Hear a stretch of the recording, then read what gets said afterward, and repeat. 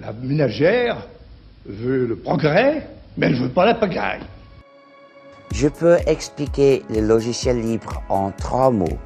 Liberté, égalité, fraternité. Apothegm, an old aphorism that I want everybody to remember.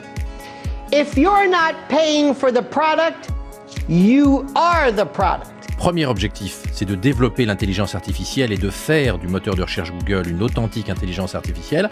Et son deuxième objectif, c'est d'euthanasier la mort. Les dirigeants de Google sont obsédés par l'idée de faire reculer la mort. Je me définis un petit peu comme un des architectes d'origine de l'Internet et je suis le progrès, ou plus exactement le statu quo de l'Internet depuis pas mal d'années. Et je fais partie des gens qui souhaitent ou qui considèrent qu'il est indispensable de revoir l'architecture de l'Internet. Bienvenue sur 50 Galaxy, le podcast. Votre rendez-vous mensuel pour échanger sur les bonnes pratiques, les innovations et les ruptures liées à la transformation numérique. Bienvenue dans le deuxième épisode de 50 Galaxy, le podcast de la transformation numérique. Je suis avec Thibaut Brousse. Thibaut, bonjour. Bonjour Fabrice. Vous êtes directeur de projet à l'agence digitale 50 et aujourd'hui, dans 50 Galaxy, le podcast, on parle de l'immobilier. Quels sont les enjeux de la transformation numérique dans ce secteur d'activité ? Après avoir assisté à des mutations sociétales et technologiques qui affectent tous les secteurs, on entre dans le dur, en particulier dans le secteur de l'immobilier. Il ne s'agit plus seulement de construire et de livrer des bâtiments. Toute la chaîne de valeur de la filière est concernée. La transformation numérique dans le secteur de l'immobilier impacte les différentes étapes du parcours projet ou du parcours client. Que ce soit la recherche de biens, la recherche de foncier, les procédés de conception et de fabrication, la modélisation numérique de bâtiments, on parle du BIM, la réalité virtuelle ou augmentée. Ce sont autant de process qui se numérisent, par exemple le contrat de construction ou la relation avec les fournisseurs. Alors, à l'autre bout de la chaîne, les acteurs de l'immobilier proposent également des services augmentés, comme la conciergerie ou la co-conception, par exemple. Exactement. Des solutions innovantes propulsées par des startups vont également challenger l'activité des syndics ou même des agences immobilières. Elles vont faciliter la gestion de biens ou la mise en relation entre locataires et propriétaires.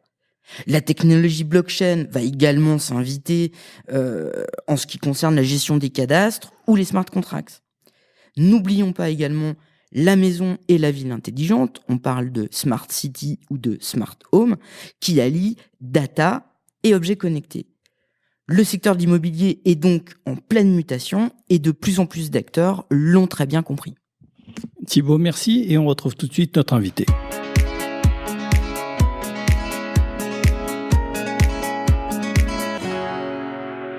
Robin Rivaton, bonjour. Vous avez commencé votre carrière comme associate chez Boston Consulting. Vous avez été aussi conseiller du président d'Aéroports de Paris et depuis décembre 2016, directeur général de Paris Région Entreprises. Et vous êtes surtout fondateur de l'association Real Estate, qui rassemble les acteurs de l'innovation dans l'immobilier en France et en Europe, et auteur avec Vincent Pavanello de l'immobilier de demain, le Real Estate des rentiers aux entrepreneurs chez Duno, et qui est sorti en anglais sous le titre « Make Real Estate Great Again ». Robin Rivaton, racontez-nous la première fois que vous vous êtes connecté à Internet. Alors, la première fois que je me suis connecté à Internet, c'était sur un modem 56K qui était bleu puisque c'était un Omnicom de mémoire, et ça a été un grand moment de joie. C'était à mes 12 ans, donc c'était avant les années 2000. Robin Rivaton, quel est l'Internet de vos rêves ? L'Internet de mes rêves, c'est déjà un Internet rapide, donc avec toute l'infrastructure physique à laquelle qu'on néglige parfois et que malheureusement sur laquelle on prend du retard, que ce soit le très haut débit, que ce soit la 5G. Donc d'abord cet impératif de rapidité, et puis un Internet qui soit collaboratif, c'est-à-dire sur lequel les acteurs, qui peu importe leur niveau, leur qualification antérieure ou leur capital, puissent s'exprimer, vendre, communiquer. Je pense que la principale force d'Internet, c'est de baisser les barrières à l'entrée, de bousculer des positions établies. C'est comme ça qu'on aime Internet. Et quel est l'Internet de vos cauchemars ? L'Internet de mes cauchemars serait assez classiquement, je dirais, un Internet extrêmement centralisé, détenus par des acteurs en place, que ce soit plutôt des gouvernements ou des grandes sociétés, et qui est plutôt tendance à restreindre la propension à la fois des libertés individuelles dans l'expression évidemment, mais aussi des libertés économiques. Je pense que aujourd'hui Internet, c'est sa force, a permis vraiment à un certain nombre de gens de créer leur propre activité, de devenir maîtres de leur vie, au-delà de la simple dimension d'expression, de blog et autres, mais vraiment cette capacité aujourd'hui pour certaines personnes à créer leur activité via Amazon, à pouvoir accéder à un certain nombre de devenir prestataires de services. C'est grâce à ça qu'Internet a service. Et quelle est votre définition de la transformation numérique ? Alors le numérique est une révolution technologique comme il y en a eu plusieurs dans l'histoire humaine. Ça se base effectivement sur les réseaux et ça se base sur ce langage qui permet à des machines toujours plus perfectionnées de communiquer entre elles et d'être de plus en plus automatisées.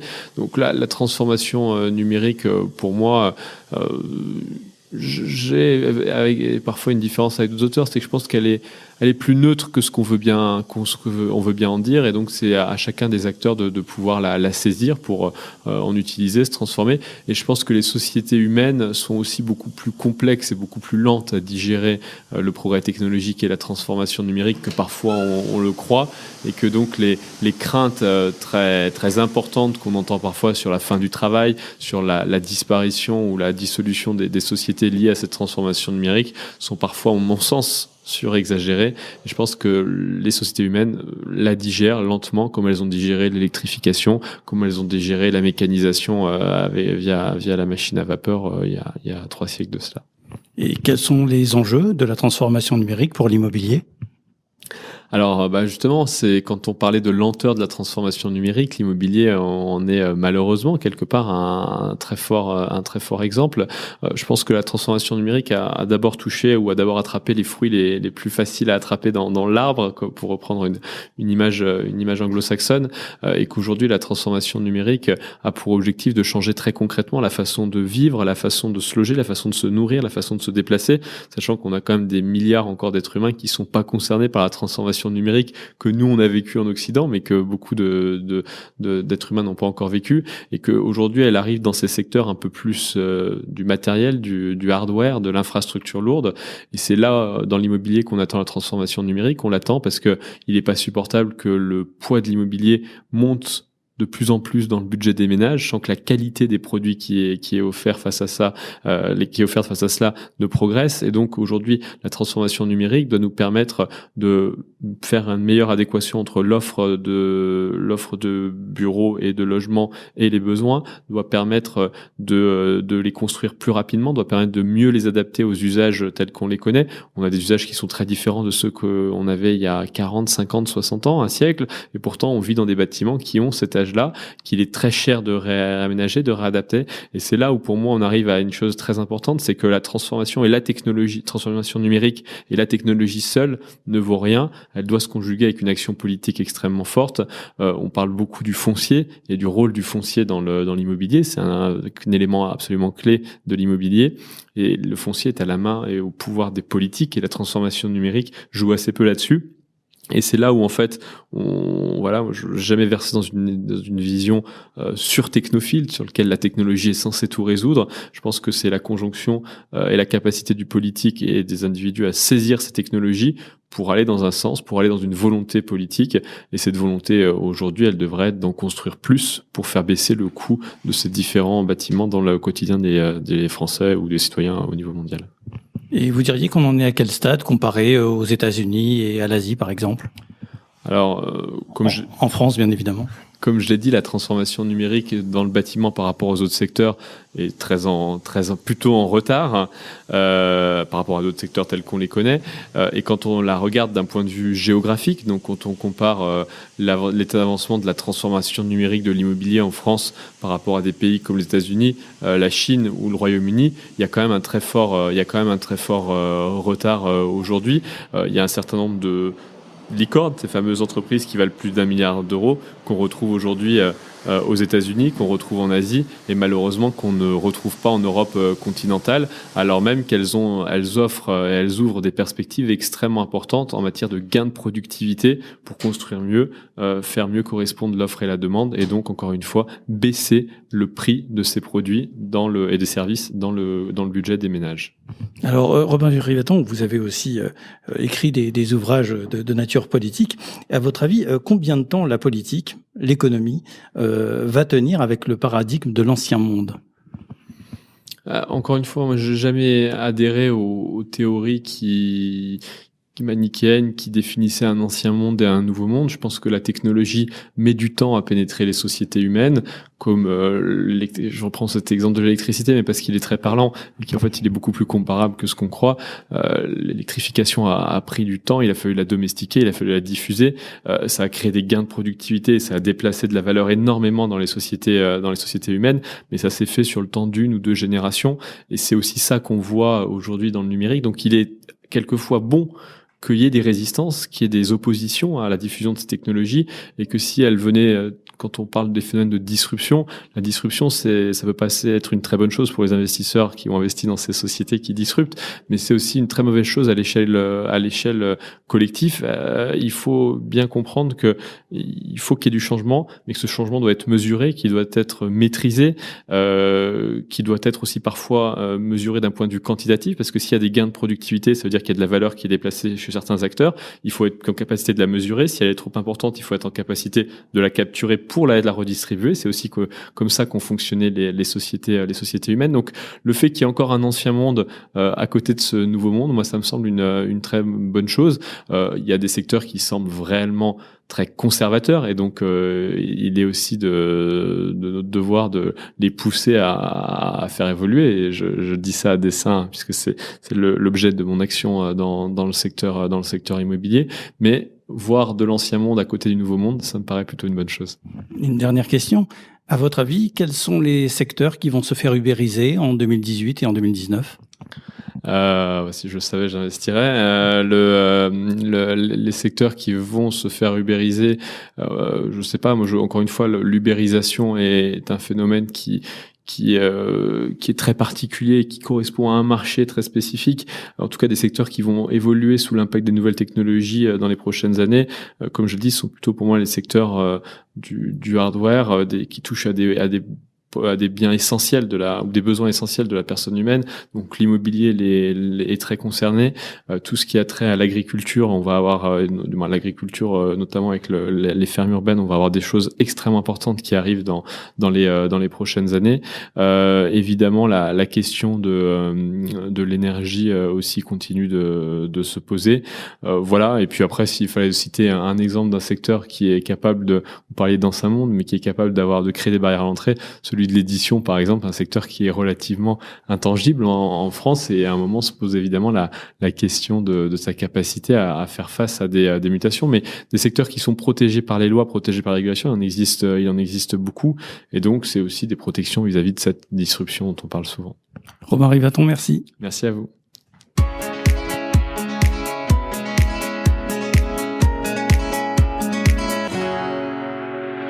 Bienvenue dans la deuxième partie de 50 Galaxy, le podcast de la transformation numérique. Deuxième partie, podcast, réaction aux propos de Robin Rivaton sur la transformation numérique de l'immobilier.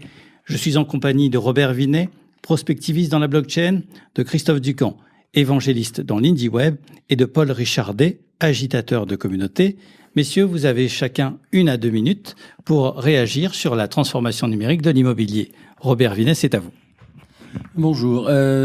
Oui, la transformation numérique de l'immobilier, vaste sujet que Robin Rivaton nous décrit de manière prudente et mesurée, négligeant probablement quelques éléments qui modifient le panorama à toute allure. J'en citerai 2 pour mémoire. Évidemment, la blockchain qui est en train de changer de manière considérable tous les flux d'informations et la mémorisation de celles-ci, et qui impactera l'immobilier de manière très très importante. On cite toujours les titres de propriété, mais c'est que le petit bout de l'air l'orignette. Et second aspect qui n'est absolument pas abordé par l'intervenant et qui va transformer de manière considérable l'immobilier, qui est tout ce qui est impression 3D. car l'impression 3D, que ce soit au niveau de bâtiments ou même de structures telles que des ponts, est quelque chose qui, par définition, est un élément de transformation numérique dont notre commentateur ne semble pas prendre en compte l'importance. Voilà. Christophe Ducamp. Alors moi sur l'immobilier je rebondirai pas parce que j'ai pas trouvé d'insight chez Robin Rivaton, mais ce qui m'intéresserait beaucoup en vision de transformation numérique, c'est repartir sur des choses assez simples qui avaient déjà été testées il y a des dizaines d'années dans l'univers des startups.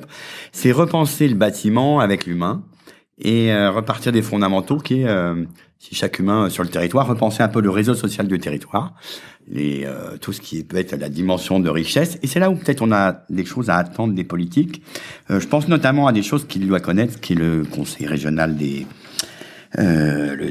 l'Île-de-France qui s'installe à Saint-Ouen, où j'ai vu des choses assez extraordinaires à Saint-Ouen autour du jardin ouvrier, où là il commence à se manier des connexions sur ce territoire.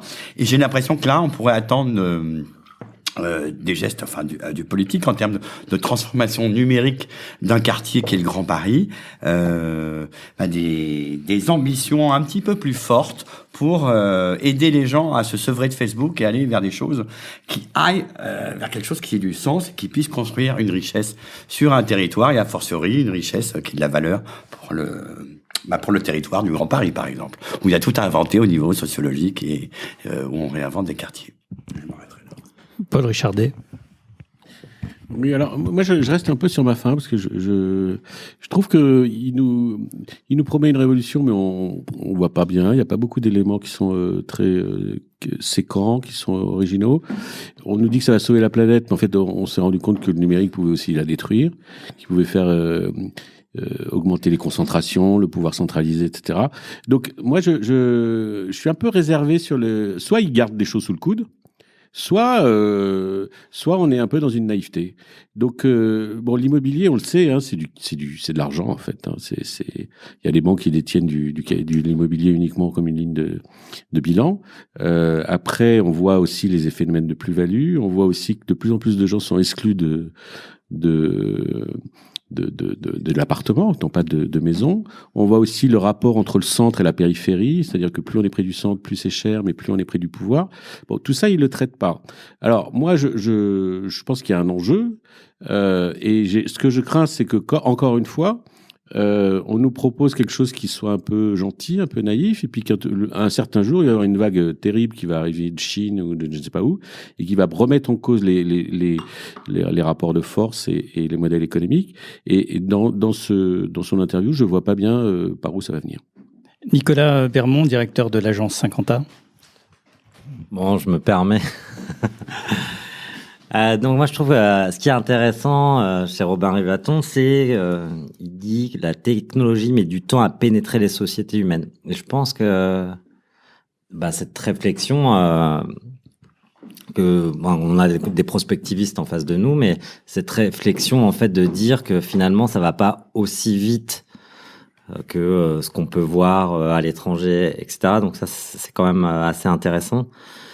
Il parle d'une cohabitation aussi positive entre un ancien monde et un nouveau monde, donc je trouve que c'est plutôt positif, je le vois pas réellement non plus, et que finalement cette transformation numérique elle amène en fait de la qualité et du prix, donc ça je trouve que c'est intéressant, mais ce serait plus à approfondir en fait comment la transformation numérique finalement va servir aux utilisateurs en termes de qualité et de prix.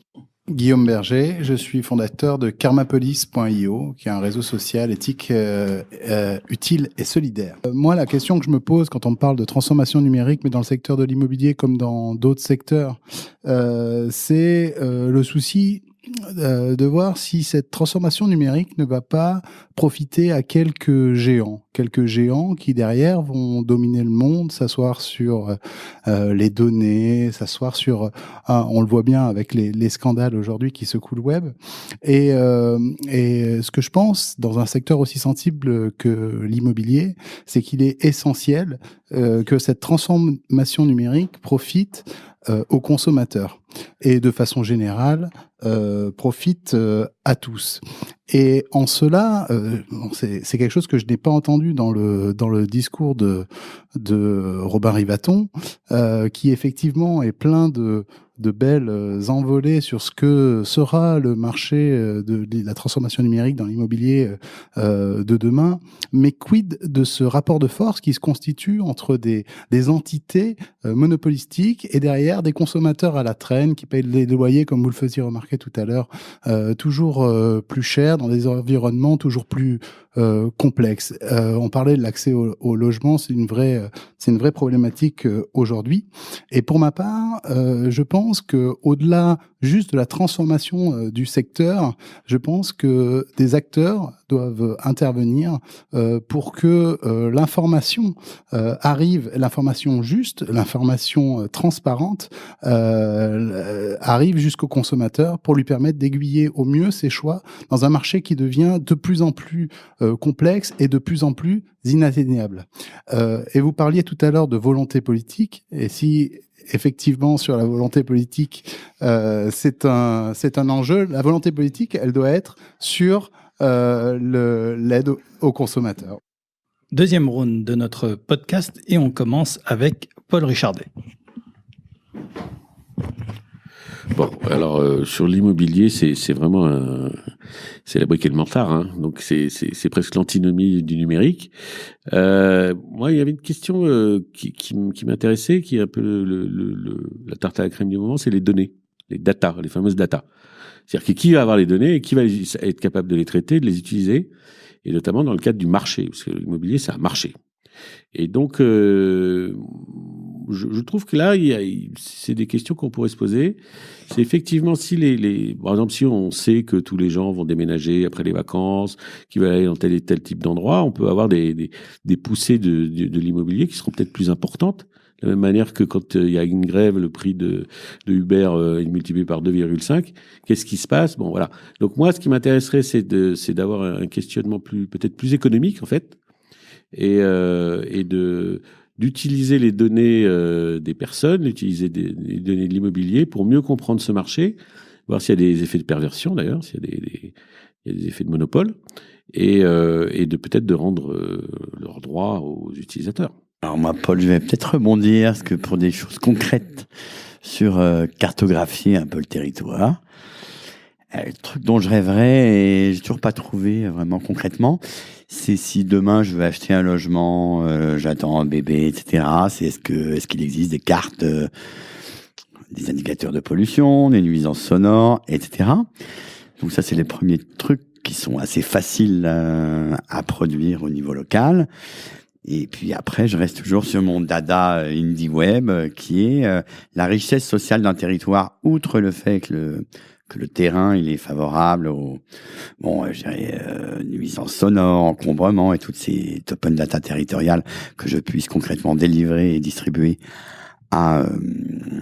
aux futurs occupants. Après, ce sont les composantes sociales locales qui peuvent aussi se traduire en termes de données. Et là, je pense que c'est un secteur qui mériterait vraiment de se pousser un peu en termes de réflexion pour produire des premiers prototypes fonctionnels sur des quartiers.